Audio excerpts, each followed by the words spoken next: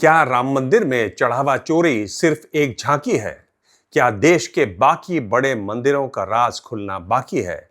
जहां जहां भक्ति और आस्था का चढ़ावा आता है, क्या वहां वहां कोई न कोई उसे चट कर जाता है? आखिर पुलिस, प्रशासन, सरकार देश भर में फैले इन चढ़ावा चोरों के नेटवर्क को पकड़ने में नाकाम क्यों है? कानून के जरा से उल्लंघन पर बुलडोजर का रुख उस ओर मोड़ देने वाली सरकारें इन चढ़ावा चोरों का कुछ बिगाड़ क्यों नहीं पा रही हैं? पहले राम मंदिर में चढ़ावा चोरी का खुलासा हुआ और अब पता चला है कि महाकुंभ के दौरान चढ़ावा चोरी का ग्राफ सबसे तेजी से ऊपर गया। और इन खबरों को हम देख और समझ ही रहे हैं कि बद्रीनाथ धाम में चढ़ावा चोरी का आरोप लगा है। तो क्या हम कह सकते हैं कि जहां जहां आस्था का सैलाब उमड़ता है, वहां वहां ये सेंध लगाने वाले सक्रिय हो जाते हैं? अगर ये सारे आरोप सच हैं, तो सिर्फ सवाल यह है कि भक्तों के साथ साथ सरकारों पर इन आरोपों का क्या असर पड़ेगा? क्या चढ़ावा चोरी की ये घटनाएं और आरोप यूपी, उत्तराखंड में बीजेपी को भारी पड़ेंगी? सबसे बड़ी बात, क्या बीजेपी को हर संकट में बचाने के लिए हमेशा ढाल की तरह खड़ी होने वाली आरएसएस ही अब इस प्रकरण के बाद बीजेपी की मुश्किल बनेगी? इन सारे सवालों का जवाब ढूंढेंगे आज इस वीडियो में। नमस्कार, मैं हूं दिबांग, आप देख रहे हैं दिबांग ऑफिशियल। जरूर सुनिए आइकॉन की घंटी। अब संघ माने या न माने, बीजेपी माने या न माने, लेकिन चढ़ावा चोरी की इन घटनाओं से देश के लोगों में हताशा है, उनमें जबरदस्त नाराजगी है। लोग इस नाराजगी का इजहार भी कर रहे हैं। दैनिक भास्कर का दावा है कि 2 जुलाई को जब चंपत राय लखनऊ से बेंगलुरु जाने के लिए इंडिगो की एक फ्लाइट में सवार हुए, तो फ्लाइट में मौजूद लोगों ने चंपत राय को देखकर चढ़ावा चोर के नारे लगाने शुरू कर दिए।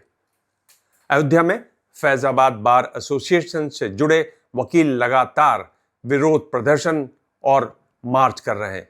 इसका राजनीतिक फायदा भी पार्टियां उठा रही हैं। कल मध्य प्रदेश की राजधानी भोपाल में महिला कांग्रेस की कार्यकर्ताओं ने भी चढ़ावा चोरी के खिलाफ प्रदर्शन किया। उद्धव ठाकरे की पार्टी ने भी 5 जुलाई से इस मुद्दे को लेकर सड़क पर उतरने का ऐलान किया है। याद रखिए, राम मंदिर आंदोलन में बाला साहेब ठाकरे की शिवसेना का बड़ा रोल रहा। यानी लगता है धीरे धीरे विपक्ष की नींद खुल रही है। वो इस मुद्दे पर आंदोलनों की तैयारी में लगा है। लेकिन अब भी सवाल यही है कि चढ़ावा चोरी में शामिल बड़ी मछलियों को बख्श दिया जाएगा या उन पर कोई कार्रवाई भी होगी। 6 जुलाई को राम मंदिर ट्रस्ट की एक बैठक होगी। बैठक में चंपत राय और अनिल मिश्र के इस्तीफे पर फैसला होगा। इसी बैठक में तय होगा कि दोनों को नोटिस देकर हटाया जाएगा या बहुमत से फैसला लिया जाएगा। यानी ट्रस्ट अब भी सीधे कार्रवाई से बच रहा है और किसी कॉर्पोरेट की तरह वो इस मामले में अपनी बची खुची इज्जत को बचाने में जुटा है। लेकिन ट्रस्ट अपनी इज्जत कैसे बचाएगा? क्योंकि खबरें यहां तक हैं कि प्राण प्रतिष्ठा कार्यक्रम के नाम पर पैसों की हेराफेरी की गई।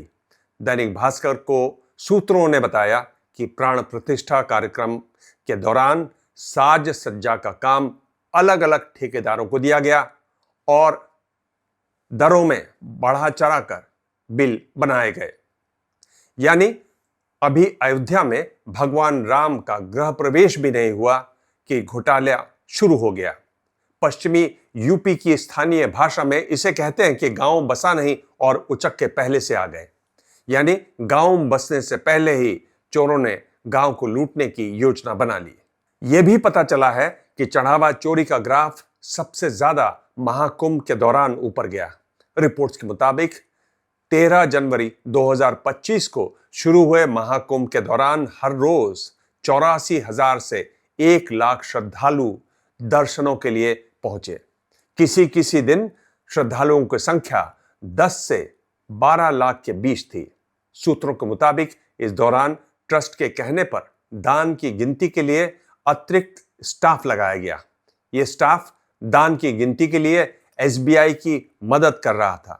यह स्टाफ उसी सैनिक सिक्योरिटीज का था जिसके बारे में हमने आपको पहले बताया था। लेकिन अब सैनिक सिक्योरिटीज के डायरेक्टर का दावा है कि उनकी कंपनी कैश गिनती के लिए स्टाफ उपलब्ध नहीं कराती, बल्कि सिर्फ हाउसकीपिंग के लिए लोगों को हायर करती है। हायरिंग के बाद ट्रस्ट या कोई और व्यक्ति इनसे क्या काम कराता है, इस कंपनी पर इसका कोई नियंत्रण नहीं है। कंपनी के डायरेक्टर ने यह भी बताया कि राम मंदिर के मामले में एसबीआई ने सैनिक सिक्योरिटीज को भर्ती किए जाने वाले लोगों की लिस्ट दी थी और कंपनी ने सिर्फ इन लोगों के आधार कार्ड देखकर इनका वेरिफिकेशन किया था। इन लोगों से कंपनी का सीधे तौर पर कोई लेना देना नहीं था। हम आपको पहले बता चुके हैं कि कैसे एसबीआई ने सैनिक सिक्योरिटीज के जरिए सारी भर्तियां ट्रस्ट के कहने पर की थी। इतना ही नहीं, एसबीआई की जांच में राम मंदिर निर्माण के लिए लाई गई 1250 कीमती शिलाओं के भी गायब होने की बात सामने आई है। साथ ही चढ़ावे के तौर पर दिए गए करोड़ों रुपए के गहनों का भी कुछ पता नहीं चल रहा। यानी चढ़ावा चोरों ने सिर्फ दान पात्र ही गायब नहीं किए, बल्कि हर कदम पर रामद्रोह किया। इस बीच मध्य प्रदेश काडर के 1970 बैच के आईएएस अधिकारी भारत सरकार के पूर्व गृह सचिव रहे एस लक्ष्मी नारायण ने एक बयान दिया जिससे सनसनी फैल गई। उनका कहना है कि उन्होंने परिवार की राय से रामचरितमानस भेंट की थी, जिसमें करीब 800 ग्राम सोना था। बाद में पता चला कि वो गायब हो गई। पूर्व गृह सचिव का कहना है कि उन्होंने इस पर कई बार चंपत राय को पत्र लिखे, उनसे शिकायत की, लेकिन कभी उनको ठीक जवाब नहीं मिला। शंकराचार्य अविमुक्तेश्वरानंद कह रहे हैं कि चंपत राय और अनिल मिश्र के इस्तीफे से क्या होगा? न्याय तभी होगा जब इन्हें जेल भेजा जाएगा। बीजेपी नेता विनय कटियार ने भी साफ कहा कि पैसा चोरी हुआ है। उन्होंने यह भी कहा था कि हो सकता है चंपत राय और अनिल मिश्र को जेल जाना पड़े, लेकिन बाद में वो अपने बयान से पलट गए। इस बीच पहली बार इस पूरे मामले पर आरएसएस का औपचारिक बयान आया, लेकिन एक लंबी चुप्पी के बाद लगता है आरएसएस देख रहा था कि मामला किस दिशा में जाता है। दिल्ली और लखनऊ के बीच की जो जंग छिड़ी है, उसमें आरएसएस को कहां खड़ा होना है, उसे यह तय करने में 26 दिन लगे। आरएसएस में नंबर 2 दत्तात्रेय होसबोले ने एक वीडियो संदेश जारी करके कहा कि जो भी एसआईटी की जांच में दोषी पाया जाए उसे कड़ी सजा मिलनी चाहिए। The unfortunate incident of theft in the donation boxes kept at the Sri Ram Lala temple in Ayodhya has deeply hurt the sentiments and faith of entire society and Ram devotees. लेकिन सवाल यह है कि जो लोग इस पूरे मामले में सबसे बड़े आरोपी हैं, जो आरएसएस से जुड़े हैं, जो ट्रस्ट के ऊंचे पदों पर बैठे हुए हैं, उनका क्या होगा?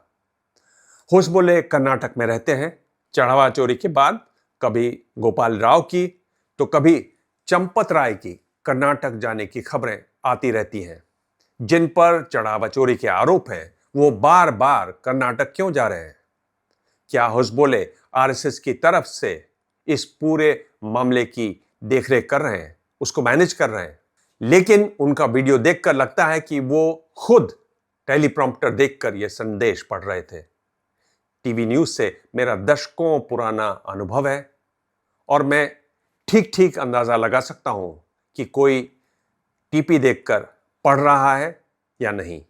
उनको टेलीप्रॉम्प्टर से पढ़ने का अभ्यास करना चाहिए ताकि उनका पढ़ना बहुत ज्यादा पढ़ना न लगे और पढ़ने में विश्वसनीयता दिखाई दे। वैसे स्वदेशी की बात करने वाला संघ विदेशी टेलीप्रॉम्प्टर से बचता तो शायद अच्छा होता। फिलहाल तो चढ़ावा चोरी के आरोपों से बचना सबसे मुश्किल लग रहा है, क्योंकि चढ़ावा चोरी की खबरें अब राम मंदिर तक सीमित नहीं है। 4 धामों में से एक बद्रीनाथ में भी चढ़ावा चोरी का दावा किया जा रहा है। दरअसल 3 जुलाई को एक हिंदुत्ववादी संगठन भैरव सेना ने बद्रीनाथ केदारनाथ मंदिर समिति को एक चिट्ठी लिखी। इसमें आरोप लगाए गए कि बद्रीनाथ मंदिर में चढ़ावा चोरी किया गया और इसमें बीकेटीसी के अध्यक्ष के पर्सनल सेक्रेटरी शामिल हैं। शिकायत मिलने के बाद बीकेटीसी ने जांच शुरू कर दी है। हालांकि समिति के अध्यक्ष हेमंत द्विवेदी ने कहा कि जिस व्यक्ति को उनका निजी सचिव बताया जा रहा है वो उनका निजी सचिव नहीं है। अब चढ़ावा चोरी में सच क्या है ये तो पता नहीं, लेकिन ये बात तो सब जानते हैं कि केदारनाथ बद्रीनाथ में कैसे कई पंडित भक्तों से दक्षिणा के नाम पर उन्हें अलग से दर्शन कराने का वादा करते हैं। खैर, अब आते हैं सबसे बड़े सवाल पर। सवाल है कि चढ़ावा चोरी की इस घटना का चुनाव पर क्या असर पड़ेगा, खासकर 2027 में उत्तर प्रदेश में विधानसभा चुनाव पर। 2024 में लोकसभा चुनाव में बीजेपी उत्तर प्रदेश में 62 से 33 सीटों पर आ गई थी, यानी बीजेपी प्रदेश में 29 सीटें हार गई थी। यहां तक कि राम मंदिर के उद्घाटन के कुछ ही महीने बाद हुए इस चुनाव में बीजेपी अयोध्या की सीट भी नहीं बचा पाई थी। कुछ लोग कहते हैं कि अयोध्या में बीजेपी की हार के पीछे राम मंदिर निर्माण के दौरान हुई कई घटनाएं जिम्मेदार थीं, जिनसे लोगों में नाराजगी थी। इसमें जमीन अधिग्रहण का मुद्दा सबसे बड़ा था। लेकिन बीजेपी सिर्फ अयोध्या नहीं हारी थी, बल्कि अयोध्या के आसपास की 9 में से 5 सीटों पर वो हार गई थी। अयोध्या के आसपास 275 किलोमीटर में जो 84 कोसी परिक्रमा वाला इलाका है, उसमें तो बीजेपी 5 में से 4 सीटें हार गई थी। बीजेपी को दूसरा बड़ा झटका वाराणसी क्षेत्र में लगा था, जहां पार्टी आसपास की 12 लोकसभा सीटों में से 9 हार गई थी। यहां तक कि खुद वाराणसी में प्रधानमंत्री की जीत का अंतर 2019 की तुलना में कम रहा। और अगर 2024 के नतीजों को आधार बनाएं तो कहा जा सकता है कि बीजेपी तब अयोध्या और वाराणसी इलाके में फैली हुई 70 विधानसभा सीटों में से 59 हार गई थी। अब कुछ और आंकड़े समझते हैं। बीजेपी ने 2022 विधानसभा चुनाव में 403 में से 255 सीटें जीती थी। 2024 के नतीजों के हिसाब से कहें तो सिर्फ यही 2 इलाके बीजेपी को आस 196 सीटों पर ला देते हैं। और 2024 में हारी बाकी सीटों की बात की जाए तो बीजेपी आज 177 सीटों पर है, यानी बहुमत से काफी दूर, और विपक्ष 217 सीटों पर है। इसलिए जो कुछ राम मंदिर में हुआ है उसके डैमेज को कंट्रोल करना बीजेपी के लिए एक बहुत बड़ी चुनौती है, क्योंकि नाराजगी सिर्फ अयोध्या और उसके आसपास के इलाकों में नहीं, पूरे प्रदेश में है। लेकिन जब तक विपक्ष इस पूरे मुद्दे को सही से नहीं उठाता, इसे जमीन तक नहीं पहुंचाता, जनता को लामबंद नहीं करता, तब तक यह भी नहीं कहा जा सकता कि विपक्ष को सत्ता बैठे बिठाए मिल जाएगी। पूरे विवाद के बीच सभी निगाहें उत्तर प्रदेश के मुख्यमंत्री योगी आदित्यनाथ पर हैं, जो इस मुद्दे पर बोल चुके हैं कि वो दूध का दूध, पानी का पानी करेंगे।